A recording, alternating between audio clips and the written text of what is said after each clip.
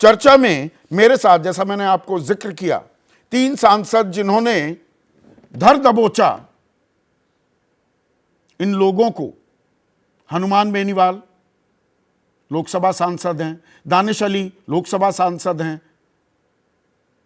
Yashovardhan Azad, one of the finest police officers we had in the country, special director IB रह चुके हैं, और VIP movement जो होती है, वीआईपी सिक्योरिटी का जिम्मा भी इनके मजबूत कांधों पर रहा।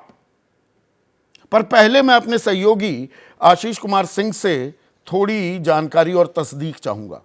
2 दशक से भी ज्यादा हो गए आशीष आपको पार्लियामेंट जाते हुए। 13 दिसंबर 2001 को क्या हुआ वो हम सब जानते हैं। उससे हमने सबक भी लिया, कड़ाई भी की गई। उसके बावजूद ये सेंधमारी पेश आती है। बदलाव क्या हुआ और चूक कहां साफ दिखाई देती है? देखिए, बदलाव तो ये हुआ था संदीप जी, जो आप जिक्र कर रहे थे, पार्लियामेंट सिक्योरिटी सर्विसेज एक डेडिकेटेड फोर्स पार्लियामेंट को सिक्योर करने के लिए बनाई गई थी। और वो पर्सनल्स, पुरानी बिल्डिंग, जितने तमाम सांसद आपके गेस्ट बैठे हैं वो बताएंगे कि पुरानी बिल्डिंग जो थी पार्लियामेंट की, वो तो बाकायदा अंदर और बाहर दोनों ही सिक्योर किया करते थे। नई वाली बिल्डिंग में मुझे जो जानकारी है उसके मुताबिक उनको बिल्डिंग स्ट्रक्चर से बाहर कर दिया गया है। अंदर का पूरा जिम्मा सिक्योरिटी का संदीप जी सीआरपीएफ के पास है।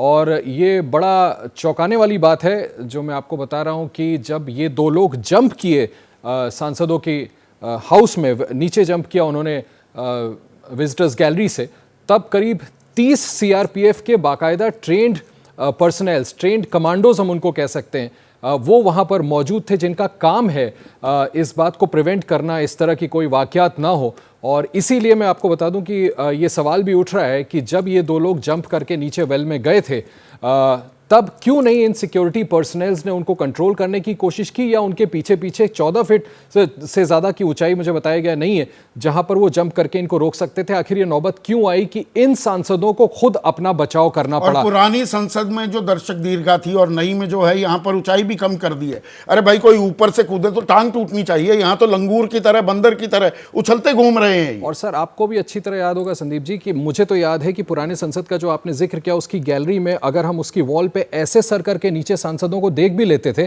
तो कोई ना कोई आकर के हमें टोक देता था कि नीचे मत देखिए, ये गलत है। तो फिर ये जंप कैसे कर गए? और ये मैं आपको एक और छोटी सी बात बता दूं कि तकरीबन 200 के करीब लोग उस वक्त भी दर्शक दीर्घा में थे। और अमूमन ये होता है कि 200 तो पहले से अंदर गैलरी में बैठे हैं, 150-200 ऑलरेडी बाहर वेट कर रहे हैं। ये जो पार्लियामेंट सिक्योरिटी सर्विसेज के लोग दरवाजे के बाहर होते हैं, जिनको फैसिलिटेट करना होता है, लोगों को अंदर ले जाना फिर बाहर करना, इनके पास कुल मिलाकर के 5 मिनट का समय होता है। और एक और बड़ी दिलचस्प बात आपको बताऊं कि जो वेरिफिकेशंस होते हैं, जो सांसद अपनी कंस्टिट्यूएंसी से आए लोगों को इन विजिटर्स गैलरी के लिए बुलाते हैं, उसी दिन दिए जाते हैं उनके नाम अप्रूव होने के लिए। पर आप लोग तो रोना रोते रहते हैं, इतने सालों से कवर कर रहे हैं कि अरे पत्रकारों का तो बिल्कुल जीना मुहाल हो गया है, पेन भी नहीं ले जा सकते, फोन भी रखवा लिया जाएगा।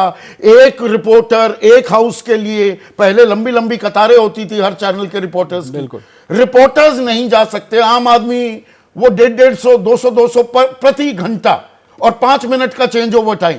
अभी अभी रूल्स में इन्होंने रिलैक्सेशन दिया है कोविड के बाद, आप बिल्कुल ठीक कह रहे हैं। कोविड के बाद तो हम पर ऐसी पाबंदी लगा दी गई कि एक आदमी लोकसभा के लिए जाए, एक रिप्रेजेंटेटिव राज्यसभा के लिए जाए, इसके अलावा जो भी जाता है वो अपने टेम्पररी पासेस किसी तरह अरेंज करके जाता है। अगर आपने रूल में रिलैक्सेशन दिया तो आप बिल्कुल ठीक कह रहे हैं कि आपने इन कंस्टिट्यूएंसी से लोग आने वाले लोगों को विजिटर्स गैलरी के लिए तो दे दिया। जर्नलिस्टों पर इतनी पाबंदी है कि आप कुछ भी नहीं कर सकते। आप पार्लियामेंट प्रेमाइसेस के अंदर गैलरीज में शूट नहीं कर सकते, आप अंदर मोबाइल नहीं ले जा सकते, कैमरामैन नहीं जा सकते। और जूते में छुपा करके आप इतनी बड़ी चीज ले जाते हैं। और प्लास्टिक एक्सप्लोसिव भी हो सकते थे, कुछ भी हो सकता ये आतंकी भी हो सकते थे, कुछ भी हो सकता था। इसमें जूते के नीचे कोई भी नाइफ हो सकती थी छोटी। और पार्लियामेंट्री सिक्योरिटी सर्विस की आपने बात की, वो हेडलेस ऑर्गेनाइजेशन है, 1 महीने से कोई मुखिया ही नहीं। सर, ये मैं आपको एक और बड़ी चौंकाने वाली बात बताऊं, 119 पर्सनल्स कम है अभी पार्लियामेंट सिक्योरिटी सर्विसेज के, खाली पड़े हैं पद, उनको भरा नहीं जा रहा। इसकी जवाबदेही कौन देगा? मुझे ऐसा लगता है 12 तारीख को टेंडर निकाल रहा है।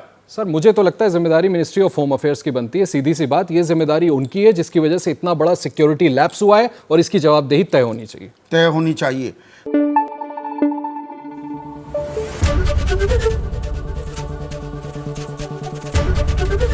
एबीपी न्यूज आपको रखे आगे।